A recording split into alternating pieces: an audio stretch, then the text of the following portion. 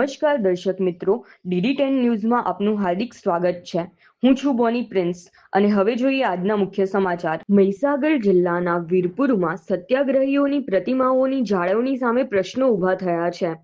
વિવાદિત મદની પાર્ક વિસ્તારમાં આવેલી Sardar Patel, doctor APJ Abdul Kalam, doctor Baba Saheb Ambedkar, Mahatma Gandhi અને મહારાણા પ્રતાપ સહિતની પ્રતિમાઓ ગંદકી અને અવ્યવસ્થાની વચ્ચે ધૂળ ખાતી હાલતમાં જોવા મળી રહી છે।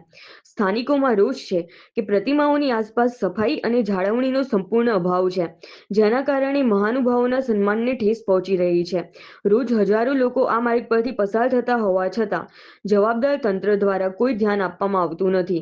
સ્થાનિકોએ પ્રતિમાઓની યોગ્ય સફાઈ, જાળવણી અને આસપાસના વિસ્તારને સ્વચ્છ બનાવવા તાત્કાલિક કાર્યવાહી કરવાની માંગ કરી છે। રિપોર્ટર નાથુસિંહ પરમાર, વીરપુર, મહીસાગર।